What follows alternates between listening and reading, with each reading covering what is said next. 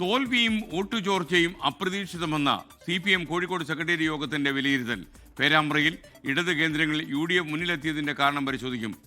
എലത്തൂരിൽ LDF പ്രവർത്തകർ പോലും പ്രചാരണത്തിന് ഇറങ്ങിയില്ല എന്ന് വിമർശനമുയർന്നു. കോഴിക്കോട് നിന്ന് അജി കുഞ്ഞുമോൻ വിവരങ്ങളുമായി ചേരുന്നു. അജി, ഗുഡ് മോർണിംഗ്, പറയൂ. Good morning SKN. ഇന്നലെ വൈകുന്നേരമാണ് CPIM കോഴിക്കോട് ജില്ലാ സെക്രട്ടേറിയറ്റ് യോഗം അവസാനിച്ചത്. സെക്രട്ടേറിയറ്റ് അംഗങ്ങളായ PK ബിജു ഒപ്പം തന്നെ മുൻ മന്ത്രി റിയാസുമായിരുന്നു ഈ സെക്രട്ടേറിയറ്റ് യോഗത്തിൽ പങ്കെടുത്തത്.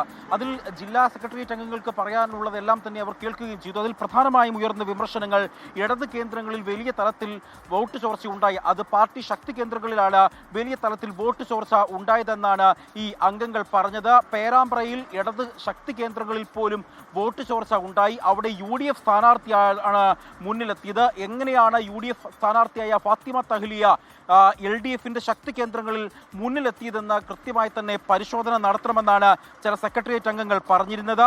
ഈ CPIM ശക്തി കേന്ദ്രങ്ങളിൽ ഉണ്ടായ വോട്ട് ചോർച്ച അപ്രതീക്ഷിതമാണ്. കോഴിക്കോട് നോർത്ത് മണ്ഡലത്തിലാണ് ഇതിൽ ഏറ്റവും എടുത്തു പറയേണ്ടത്. കോഴിക്കോട് നോർത്ത് മണ്ഡലത്തിൽ CPIMന് കിട്ടിക്കൊണ്ടിരുന്ന പരമ്പരാഗത വോട്ടുകൾ BJPക്ക് ലഭിച്ചു എന്നും പ്രധാനമായും അവിടെ വിലയിരുത്തൽ ഉണ്ടായി.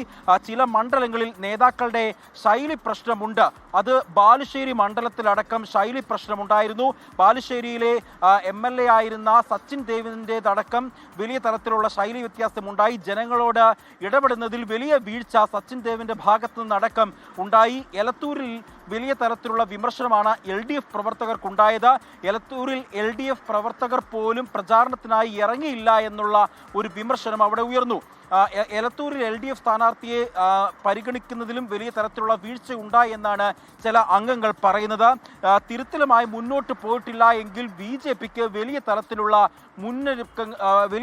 മുന്നേറ്റങ്ങൾ വരും കാലങ്ങളിൽ ഉണ്ടാകും. അത് പാർട്ടിക്ക് വലിയ തരത്തിലുള്ള തിരിച്ചടിയാകുമെന്നാണ് സെക്രട്ടേറിയറ്റ് യോഗത്തിൽ പ്രധാനമായും വിലയിരുത്തിയത്. ഇന്നും നാളെയും ജില്ലാ കമ്മിറ്റി യോഗം ചേരുന്നുണ്ട്. ജില്ലാ കമ്മിറ്റി അംഗങ്ങളെ മുഴുവൻ ജില്ലാ കമ്മിറ്റി അംഗങ്ങളെയും സംസ്ഥാന സെക്രട്ടേറിയറ്റ് അംഗങ്ങൾ കേൾക്കും. എന്താണ് അവർക്ക് പറയാനുള്ളതെന്ന് അടക്കമുള്ള കാര്യങ്ങൾ കേൾക്കും. ഏതായാലും ഈ തോൽവിയിൽ ഒരു ആത്മപരിശോധന നടത്തണമെന്നും തിരുത്തലുമായി മുന്നോട്ട് പോകണമെന്നുമാണ് CPIM ജില്ലാ സെക്രട്ടേറിയറ്റ് യോഗത്തിൽ ഉയർന്ന വിലയിരുത്തൽ. SKN.